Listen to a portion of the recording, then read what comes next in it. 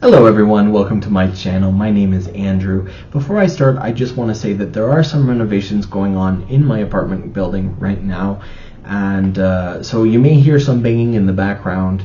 Hopefully it's not too loud, but I'm just going to try and power through and get this video filmed.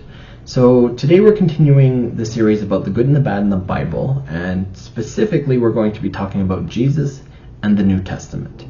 Now before I get started, I do want to say to me, it doesn't matter what you believe when it comes to religion. I believe you should be allowed to believe whatever you want. Also, I do not lose respect for someone based on their belief. It doesn't matter if you believe in a god, don't believe in a god, believe in many gods, believe in all the gods. It really honestly does not matter to me. I respect you the same either way. I only have problems when people try to dictate what I need to do with my life, because they think they're better than me for believing something I don't. Now, when I say that, I don't mean like we can't have a conversation about stuff, but as soon as you try to say, well, I'm better than you, or even just imply, I'm better than you, so you have to do what I say, or you have to live your life this way because, that's when I start to have a problem. Also, by talking about this stuff, I'm not trying to change your mind or convert you. I'm just offering my views and perspective, hopefully to create some sort of dialogue that allows us to talk respectively about this topic as well as others. I think that's very important, and I think we're losing that as a society right now. So, like I said, I think that's important. So, Jesus and the New Testament, the good and the bad of the Bible. Let's start with, did Jesus exist?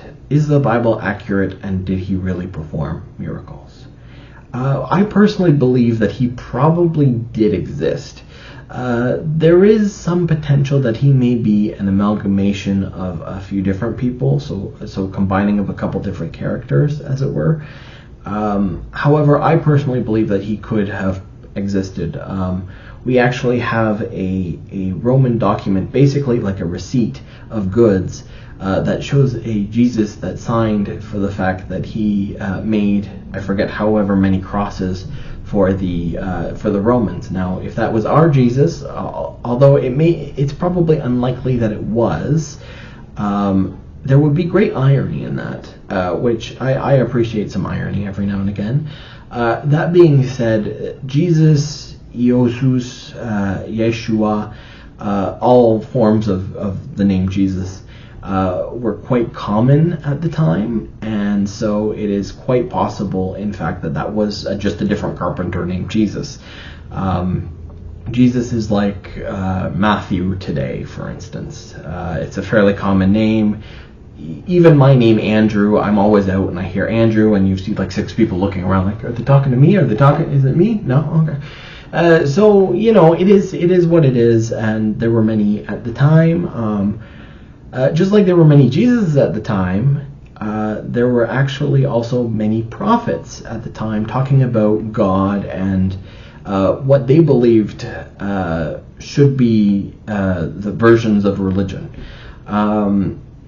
I don't know if you guys have seen Monty Python's Life of Brian. If you haven't, I suggest everyone do. I love Monty Python. I love that ridiculous British humor that they have. It actually is a great explanation of the different sects within Christianity. And there's a scene in that movie where it shows a bunch of prophets, and they're basically all standing there and preaching what they believe, and people are listening to them, and then they'll go to the next person. That is pretty similar from what I have read about and from descriptions in documents and stuff like that of things that actually happened.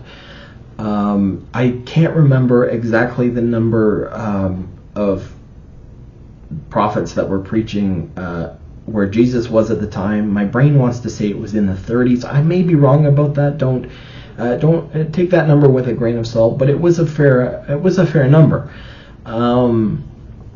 So basically, instead of choosing one of the others, the majority of people chose Jesus as the true teacher. And well, depending on who you ask, they might give a different reason as why they think that's the case. Some people say it was divine inspiration. Others might say, well, because he was the Son of God, obviously they had to choose him. Others might say he had the better religious ideals, and so people were attracted to that. And some might even say it was sure dumb luck of the draw. I don't know which one it is. It would be interesting to know why his gained traction and others didn't at the time. We can kind of think about that as a thought experiment, but actually, in reality, in a way, it doesn't even matter, because his was what gained traction, and so his became the major religion. So in a way, it doesn't matter. It would just be very interesting to know the kind of the social reasons at the time for why. Like I say, Jesus. Oh, got a text. Jesus became the Son of God, and basically the rest got lost to history. Now, the Bible, is it accurate? Well, some parts of it are. I believe some parts of it are, and some parts of it aren't. I'll give you one really good example. The year Jesus was born, there was no Roman census. We are very aware of all the Roman censuses that happened. Well, as far as we know, I'll say that. Romans kept very diligent documents when it came to things like that. Okay. Someone wants me. They didn't want me before I started this, but they want me now. There we go. Put it on vibrate. So there was no Roman census the year he was born. That's the fourth text now. And so for the Roman census, like modern census, you did not have to travel back to your birthplace for the census. The government, or the Romans at the time, wanted to know where you were now so they could allocate resources properly. They didn't care where you came from. I don't even know if they asked where you originally were born in the Roman census or not. So why did they want him to go back? Well, there was a prophecy that placed the birth of the next prophet in a certain place. And to make Jesus more divine, the writers of the Bible twisted reality a little bit in order to fit that prophecy. So what do I take from that? Well, it's not... I don't believe that the Bible is historically accurate in every sense of the word. I believe there are some inaccuracies, like the census, for instance, the issue with that census. I think, personally, the Bible isn't necessarily a true story that should be taken literally. I believe that the Bible is a good story, and if you read it and follow its teachings, it can allow you to live for a very good life. Now, I take some parts of the Bible with a grain of salt, partially because of the social changes that have happened in the last 2,000 years, and other parts because, well, I don't know if that's the best teachings or not. So, for example, I will not stone my wife if I ever get married because she's not a virgin. There would be a lot of stonings these days if that was the case, but the Bible would allow that. Sometimes it's a good thing that society outgrows certain ideas. So I don't take it literally. I don't take every word. I don't necessarily believe that he was the Son of God. I personally think that he was a good person who taught a very good message.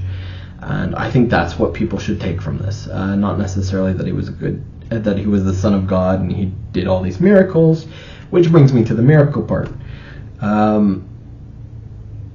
He did some amazing miracles in the Bible, including bringing people back from the dead, including himself.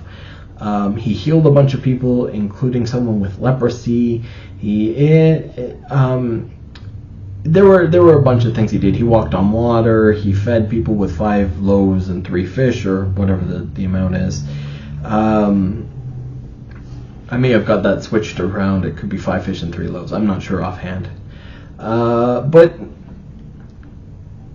do I think these miracles actually happened? Some of them might have.